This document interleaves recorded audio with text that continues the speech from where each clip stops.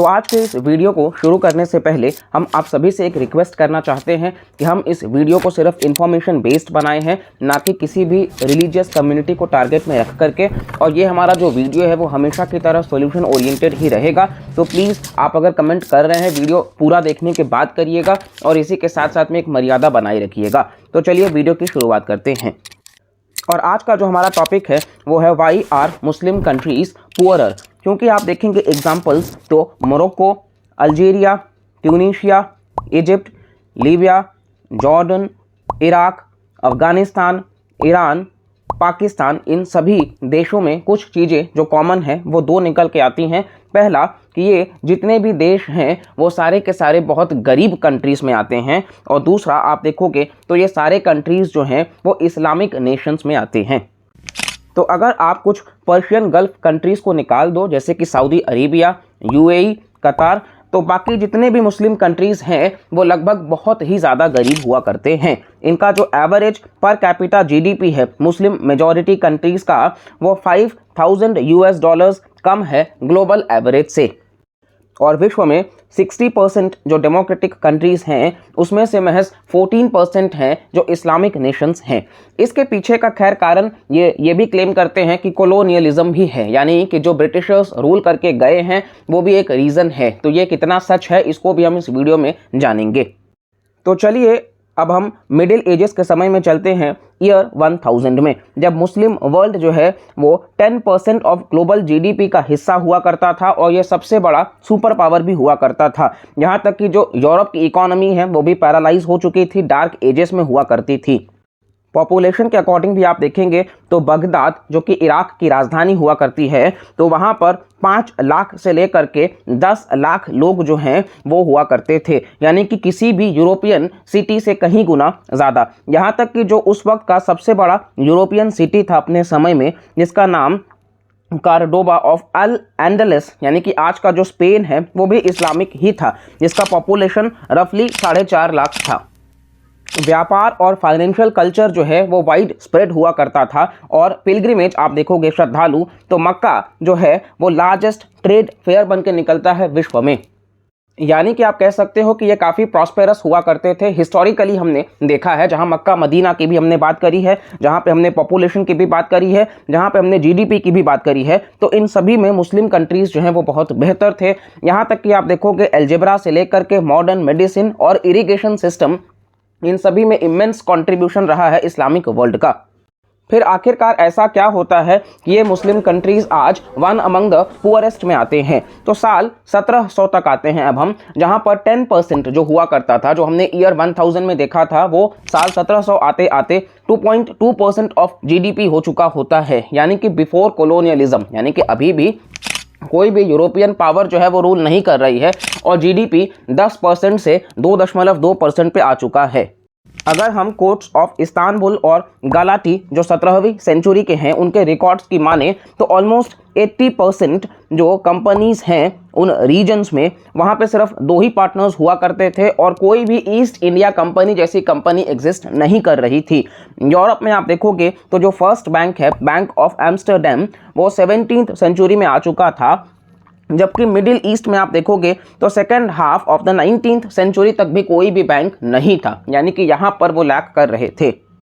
अब इसके पीछे के रीजंस ये बताए जाते हैं कि सबसे पहला जो है वो है इस्लामिक इनहेरिटेंस लॉ। तो आप सभी को पता है कि इस्लाम में जब इनहेरिटेंस होती है, प्रॉपर्टी मान लो कि एक पिता की है और पिता का मृत्यु हो जाता है, तो उनके बच्चों में जो बंटवारा है, पत्नी में जो जाएगा हिस्सा, या अगर पति की मृत्यु हो जाती है तो पत्नी में, तो ये इनहेरिटेंस बहुत कम है। इस वजह से आप देखोगे कि ये एक पॉवर्टी का रीज़न बनता गया, और आप देखेंगे कि कहीं ना कहीं 3-3, 4-4 शादियां भी अलाउड हैं। तो इस वजह से इनहेरिटेंस एक बहुत बड़ा समस्या बनता चला गया। और दूसरा अगर हम देखें तो द प्रोहिबिशन ऑफ इंटरेस्ट, जहां पर आप देखोगे फ्रांस जैसी यूरोपियन कंट्री 5% इंटरेस्ट चार्ज कर रही है, वहीं ओटोमन एम्पायर जो एग्जिस्ट करता था वो बिजनेसमैन को, ट्रेडर्स को 20% तक का इंटरेस्ट चार्ज करते थे, यानी कि काफ़ी महंगा लोन मैकेनिज्म हुआ करता था। तो कोई व्यापारी क्यों उस रीजन में व्यापार करेगा, और बिल्स ऑफ एक्सचेंज जो है वो उस लेवल पे एग्जिस्ट नहीं कर रहा था।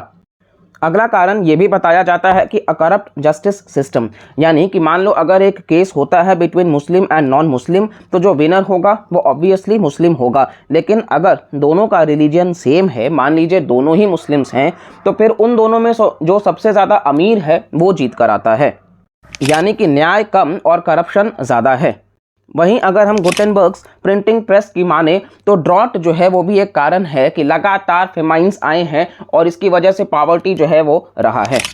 इसके पीछे एजुकेशन भी एक बहुत बड़ा कारण है। आप देखोगे तो कहीं ना कहीं अगर एजुकेशन कम है तो फिर उस केस में TFR जो है यानी कि टोटल फर्टिलिटी रेट वो ज़्यादा है, यानी कि अगर एक बच्ची जो है जब वो लड़की बन जाती है तो अगर उसकी शिक्षा कम हुई है तो उस केस में आप देखोगे कि TFR जो है टोटल फर्टिलिटी रेट वो ज़्यादा होगा। लेकिन अगर वो पढ़ी लिखी है तो वो इंडिपेंडेंट है इन फैसलों को ले पाने में और कितना हेल्दी रहेगा वो उसको डिसाइड कर पाने में, यानी कि एजुकेशन जो है वो बहुत इंपॉर्टेंट है। और आपको पता है कि इस्लामिक कंट्रीज़ में जो है वो एजुकेशन को वो बहुत ज़्यादा वैल्यू नहीं देते हैं, रिलीजन को बहुत ज़्यादा वैल्यू देते हैं और ख़ास तौर से लड़कियों को अभी भी उस लेवल पे आज़ादी नहीं है। फिर चाहे आप पर्शियन गल्फ कंट्रीज़ को भी देख लो तो अभी भी आप देखिएगा तो पैट्रियार्कल प्रैक्टिसेस बहुत ज़्यादा एग्जिस्ट करते हैं, जैसे कि निकाह हलाला, जहाँ पर आप देखोगे कि कहीं ना कहीं अगर एक कपल के बीच में कुछ भी मतभेद होता है तो फिर अगर वो अलग होना चाहते हैं और फिर से अगर एक होना चाहते हैं तो जो पत्नी है उसको किसी और मर्द के साथ में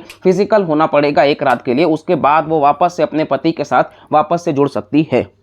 वहीं दाऊदी बोहरा कम्युनिटी में आप देखोगे कि फीमेल जेनाइटल म्यूटिलेशन भी होता है, उनके जेनाइटल्स के पार्ट्स को कट कर दिया जाता है। और साथ साथ में आप देखोगे तो अभी भी हिजाब कंट्रोवर्सी जो है वो आपको पता ही है और ईरान में इस वजह से आप देखोगे कि नरगिस मोहम्मदी को नोबेल पीस प्राइज़ भी इस साल दिया गया है बुर्का को ही लेकर के, और ईरान में जो अत्याचार हो रहा है महिलाओं को लेकर के उसके ऊपर। आप साथ साथ में देखोगे तो Sir Syed Ahmad Khan, modern history में आप पढ़िएगा तो उन्होंने भी एक बात कही है, जो अलीगढ़ मुस्लिम यूनिवर्सिटी के संस्थापक भी माने जाते हैं, कि भाई कहीं ना कहीं अगर मुस्लिम्स को अपना विकास करना है तो सिर्फ कुरान हाथ में लेने से नहीं होगा, आपको साइंस की किताबें यानी कि शिक्षा को उन्होंने प्रमोट किया है कि भाई आप उसको भी साथ में लेकर के चलिए, तभी हमारा विकास संभव होगा।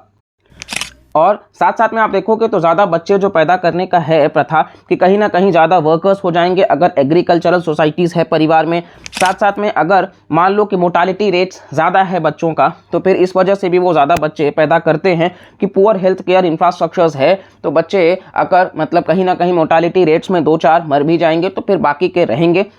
तो ये एक इकोनॉमिक पर्सपेक्टिव से भी अपने आप को बैलेंस करने की कोशिश रखते हैं। इसी के साथ साथ में आप देखोगे जो कॉन्ट्रासेप्शंस और फैमिली प्लानिंग है वो भी उस लेवल पे नहीं है और अबॉर्शंस वगैरह भी उसको लेकर के अभी भी उस लेवल पे सपोर्ट नहीं किया जाता है।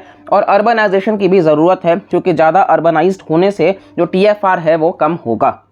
और इसके अगर हम सॉल्यूशंस की बात कर लेते हैं, क्योंकि ये हमने रीजंस प्रॉब्लम्स की बात करी है, तो देखिए आज आप देखेंगे इसीलिए सऊदी अरेबिया जो है वो अपने इकोनॉमी को डाइवर्सिफाई करने की कोशिश कर रहे हैं, सिर्फ ऑयल पर डिपेंडेंसी नहीं रखना चाहते हैं, वो कहीं ना कहीं टूरिज्म को प्रमोट कर रहे हैं। UAE भी वही काम को कर रहा है और बाकी भी कंट्रीज़ जो है वो उसको मॉडल को अपना रहे हैं। फिर चाहे आप तुर्की को भी देख सकते हो, और सऊदी और तुर्की को लेकर के हमने डिटेल्ड वीडियो करा है चैनल पर, तो आप ज़रूर इस वीडियो के बाद में उन दोनों वीडियोस को देखिएगा, आपको काफ़ी कुछ जानने को मिलेगा। इसी के साथ साथ में आप देखेंगे एजुकेशन को प्रमोट करने की ज़रूरत है, साथ साथ में महिलाओं को इंडिपेंडेंट रखने की ज़रूरत है और जो भी हमने चैलेंजेस देखे हैं उन सब पर काम करने की ज़रूरत है। यहाँ तक कि भारत में भी आप देखेंगे तो मुस्लिम्स को लेकर के सच्चर कमेटी जो है वो मनमोहन सिंह जी के समय में बनाया जाता है कि भाई इनका जो कल्याण हो वो किस तरीके से हम कर सके। हालांकि आप देखोगे तो भारत में सबसे ज़्यादा ज़मीन अगर हम देख लेते हैं तो वक्फ बोर्ड्स के पास में होता है, जिसको लेकर के हम चैनल पर डिटेल्ड वीडियो करेंगे कि ये क्या मुद्दा है और किस तरीके से है।